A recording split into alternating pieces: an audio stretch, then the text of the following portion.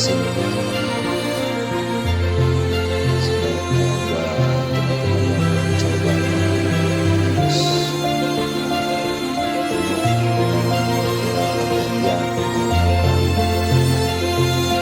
karena resiko menggunakan mesin ini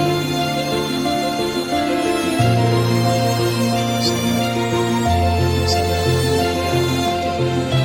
berbahaya. Jadi kita kerjakan dengan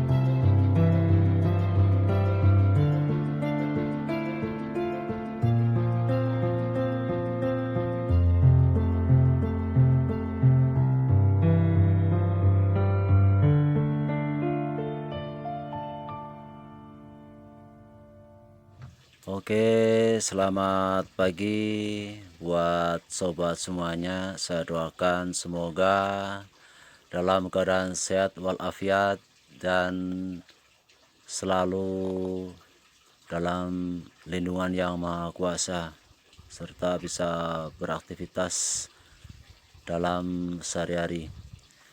Di sini saya akan lakukan 4 metode, yaitu untuk pemotongan atau pembabatan rumput ya. Yang pertama tadi yaitu pembabatan rumput ya, atau pembersihan gulma pada sekitar tanaman kopi. Dan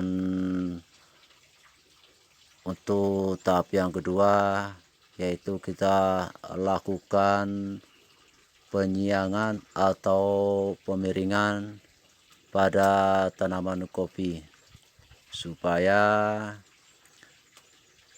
tanaman kopinya bisa tumbuh sehat dan subur. Hal ini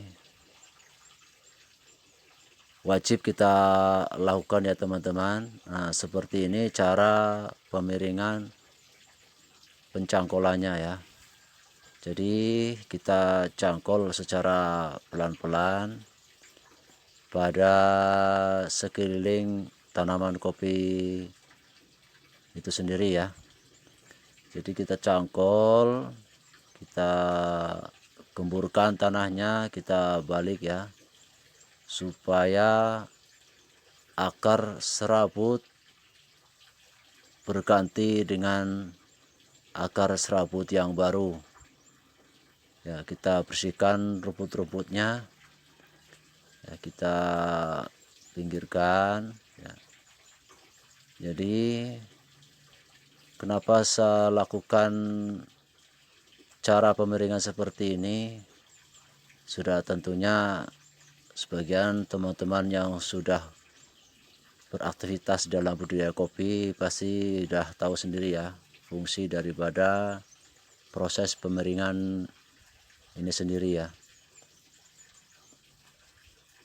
yaitu tujuannya untuk merangsang pertumbuhan kopi supaya cepat besar. Jadi dikarenakan lahannya pada kemiringan, ini saya lakukan sekalian kita buat sistem terasering secara perlahan-lahan ya. Jadi supaya pada nantinya kalau kopi sudah tumbuh besar dan berbuah dan kita panen, itu bisa kita permudah ya untuk proses pemetikannya itu sendiri. Jadi teman-teman bisa lakukan hal ini tentunya harus dengan penuh kesabaran, keyakinan, dan ketekunan. Untuk proses penyiangan ini memang membutuhkan waktu yang cukup ekstra ya teman-teman. Nah, seperti ini contohnya teman-teman ya. Jadi kalau kita cangkol jadi nampak cantik ya teman-teman, bisa lihat sama-sama. Jadi proses ini saya lakukan biasanya setiap 2 bulan sekali, dikarenakan rumput kalau yang tumbuh di sekeliling kopi itu usahakan jangan ada ya, harus bersih terus ya, supaya dia nutrisi pada makanan kopi yang kita kasihkan tidak terbuang sia-sia atau dimakan rumput itu sendiri. Jadi dia nutrisi atau pupuk yang kita kasih lebih fokus terserap pada tanaman kopi itu sendiri. Nah seperti ini ya teman-teman. Jadi sekitar kurang lebih tidak begitu banyak ya teman-teman, dikarenakan ini ada sisa atau celah kosong ya pada lahan kebun saya. Jadi saya tambahkan lagi, saya tanam kopi daripada kita biarkan kosong ya. Jadi ya teman-teman, untuk proses penanamannya itu diusahakan di waktu musim penghujan ya. Kita bersihkan juga, mungkin ada ranting-ranting yang kering. Oke, untuk tahap yang selanjutnya yaitu tahap ketiga, kita akan lakukan pemupukan dengan cara kocor ya, atau pengocoran menggunakan pupuk ZA dan urea.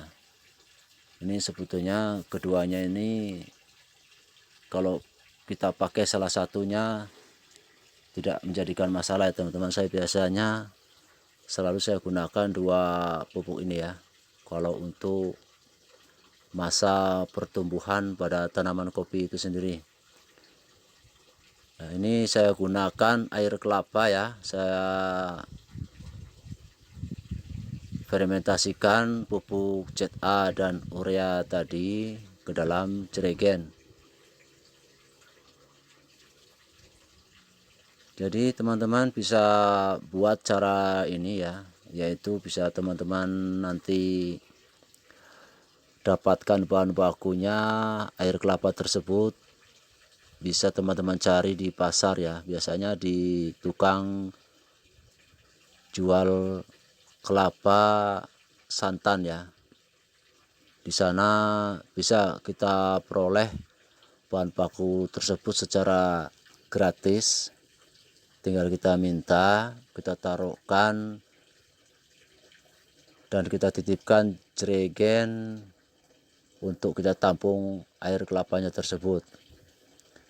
Nah, setelah penuh bisa kita ambil kembali ya.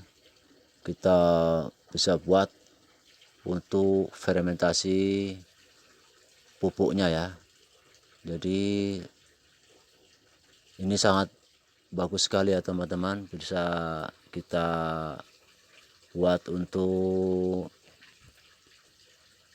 pengocoran pada tanaman kopi yang baru kita tanam. Jadi inilah bentuk mesinnya ya teman-teman. Ini adalah mesin yang sebelumnya sudah rusak ya, sejenis mesin solo ya, mesin manual. Kita buat untuk mesin kocornya. Jadi kita semprotkan di sekeliling tanaman kopinya ya, kita rangsang untuk pertumbuhan akar serabut ya, supaya cepat tumbuh dengan sehat dan subur. Kenapa saya lakukan dengan cara pengocoran teman-teman? Karena dengan cara seperti ini dia nutrisi untuk pemberian tanaman ini akan lebih cepat terserap dibanding kalau kita taburkan pupuk ureanya atau ZA serta yang lain ya. Itu akan lama, dia akan lama terurai. Jadi kalau tidak hujan dia tidak akan terurai pupuknya.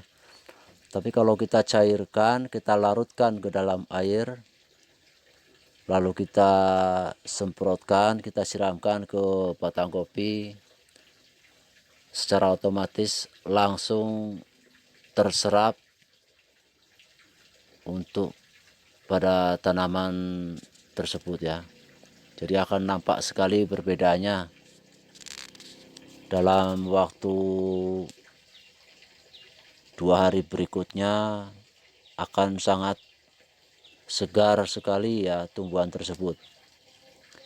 Dan metode ini sudah saya lakukan berkali-kali di dalam penanaman budidaya kopi. Nah, ini bisa teman-teman lihat ya, selain tumbuhannya sehat ya, daunnya pun berkilat ya. Oke ya teman-teman, untuk tahap selanjutnya akan saya lakukan proses yang terakhir ya, yaitu proses untuk penyemprotan pada tanaman kopi. Di sini kita akan semprotkan batang kopi itu sendiri ya.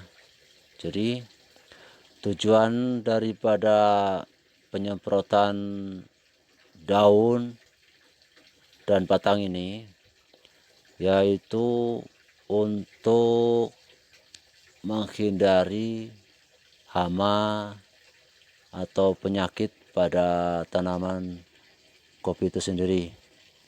Dikarenakan kalau tumbuhan kopi masih berusia muda dan masih kecil, itu rawan sekali dia terserang ulat daun. Nah, tujuannya kita semprot dengan pupuk organik cair ini yaitu untuk stamina ya. Stamina itu sendiri pada tanaman kopi. Nah, ini bisa kita semprotkan ya teman-teman, dari atas lalu dari bawah juga ya teman-teman. Nah, ini apabila kita lakukan hal rutin semacam ini dalam 1 bulan itu usahakan 2 kali ya. Jadi per 15 hari sekali harus teman-teman lakukan cara seperti ini. Mudah-mudahan tumbuh kembangnya tanaman kopi itu nanti akan sangat terlihat jelas ya, akan sangat nampak pertumbuhannya, batang kopinya sehat. Jadi tanaman kopi itu sendiri adalah sejenis tanaman keras ya, yang tidak tumbuh dengan sendirinya. Dia perlu sentuhan, perlu perawatan, dan perlu perhatian ya. Apabila kita abaikan hal tersebut, jangan harap tanaman yang kita tanam itu akan tumbuh dengan sendirinya ya. Tumbuh dengan sehat itu tidak mungkin tanpa kita lakukan perawatan secara teratur dan rutin. Nah, ini udah nampak ya teman-teman, sangat indah ya.